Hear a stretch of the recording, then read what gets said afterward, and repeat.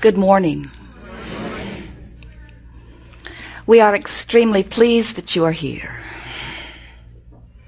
It is good to come together for the purpose of co-creating.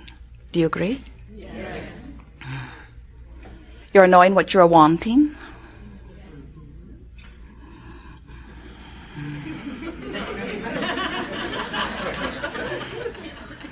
Or not.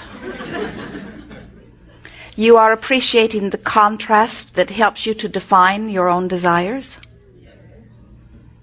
You are beginning to understand that the contrast that sometimes you think you could do well without is actually the focusing mechanism which helps you to offer a vibration that summons. This contrast that you would like to get rid of really is the stuff that puts the eternalness in eternity.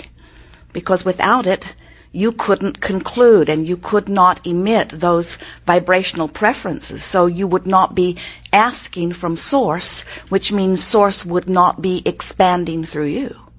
But because the contrast does exist and because you cannot help but move about within it, you cannot stop your formulating of preferences, whether you talk about it or not. You cannot stop preferring. It's happening at many levels of your being. And these preferences are then emitting from you. It is like desiring something and not necessarily speaking about it. You can be hungry and emitting a vibration that is calling for food. You can be overfed and offering a vibration that is asking for a ceasing of food. You can be lonely and offering a vibration that is asking for companionship. You can be overwhelmed with people in your life and you could be asking for some solitude.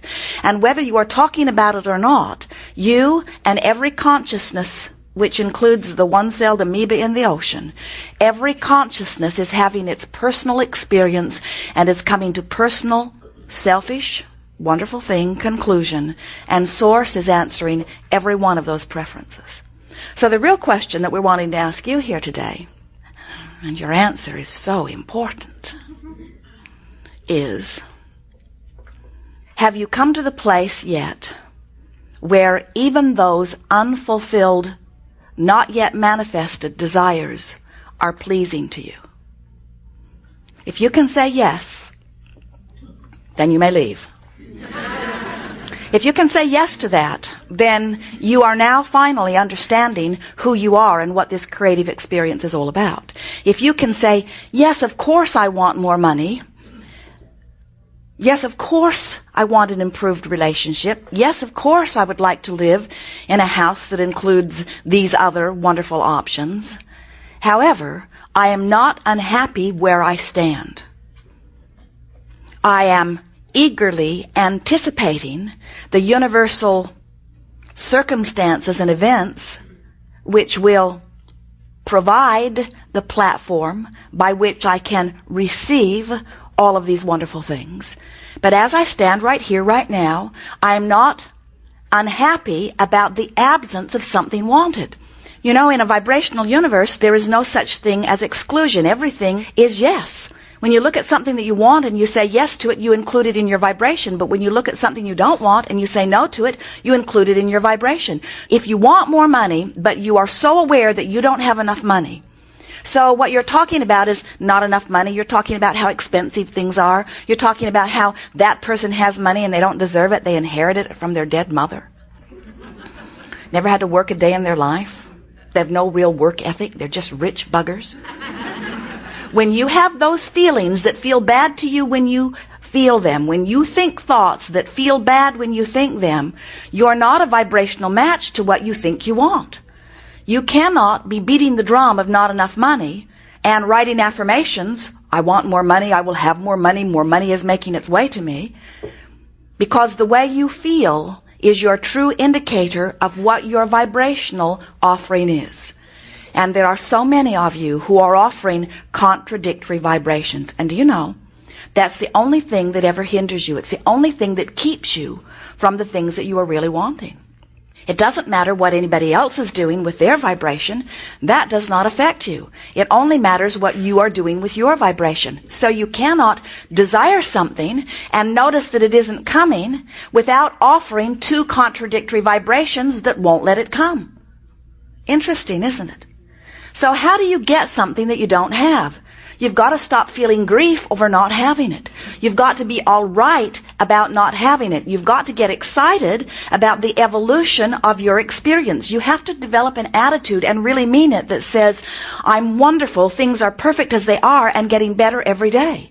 You have to feel it and really mean it, because if you're saying it and don't mean it, if you're saying it and you don't feel it, then you've got contradictory vibration going on within you.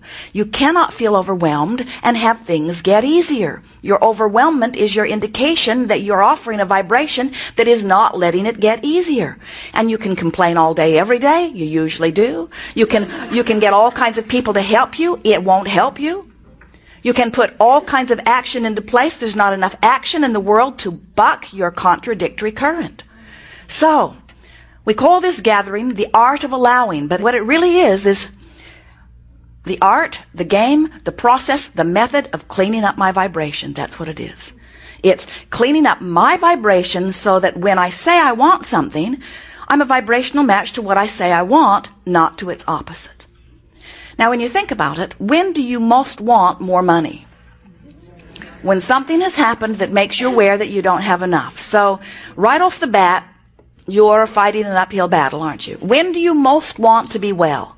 When do you make your affirmations? When do you write it down? When do you resolve, besides New Year's Eve, when do you resolve that things will get better for you? Isn't it always when they are at their heightened worst place? So we want to help you let yourself off the hook by acknowledging that, of course, there's going to be contradictory energy when you are standing in the middle of something you don't want. And isn't it a wonderful thing that standing in the middle of something that you don't want makes you clarify what you do want? This is a wonderful first step.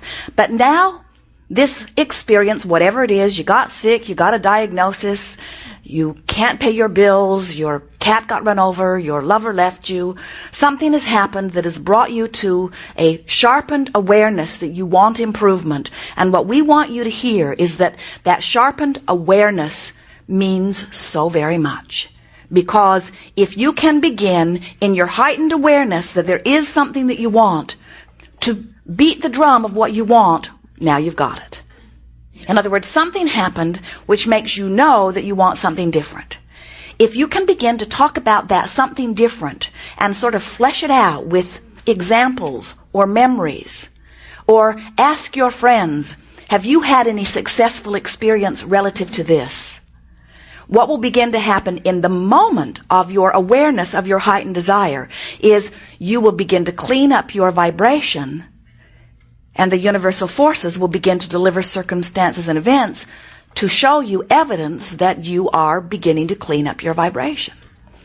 If you don't, you just stand in this tortured place where things continue to be pretty much as they are. Different places, different faces, but the essence of what you're living does not change very much, you see. We are eager to talk with you about anything that is important to you. There is nothing off limits. You will notice a perfect unfolding, however. This gathering actually happened before your physical bodies got here. Because what you've been living, what you've been wondering, what you've been thinking about, we've received fully. You'll notice that sometimes the perfect question will come right before yours. And sometimes the perfect question will be inspired within you.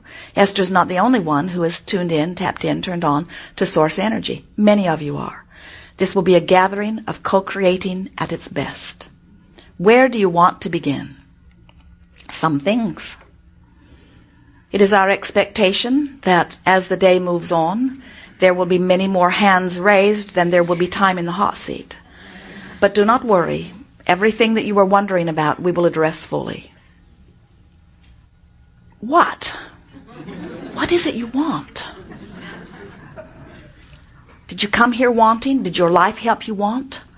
Did something just happen? Is it mild curiosity? Is it intense desire? If you had an opportunity to tap into the resources of your source and ask anything about where you are in relationship to where you want to be, what would you ask? Jerry and Esther had the good fortune of meeting someone who founded a school, the Sudbury School in Massachusetts. And the premise of the school is no one learns anything really unless they have a sincere desire to learn it. And so the premise of the school is we don't teach you just for the sake of teaching. If you want to learn something and you express your desire to us, we will do everything we can to assist you in learning. But no one, no teacher, no faculty member is even allowed, much less encouraged, to go to little Joseph and say, wouldn't you like to read this, or wouldn't you like to learn about this? It's all left to the desire of the child. And the reason that Jerry and Esther, that they are so excited about it, is because it is the basis of what Abraham teaches, that unless you are asking, then there is no answering that comes forth. And when you are asking, the answering is always coming forth, you see. And so Joseph is trying to help you and his teachers remember that, first of all, he gets to choose, and that whatever he chooses will come to him. He is not worried about not towing the line and ending up in a place of not knowing anything. You might be, and his teacher might be, but he's not worried about that. He's still in that place of remembering that if he wants it, the universe is going to deliver it, and he frankly cannot figure out what all of the fuss is about. Isn't that what he keeps saying to you over and over again? Yep. Why are you making a big deal out of this? I'm all right. I'm doing all right, you see.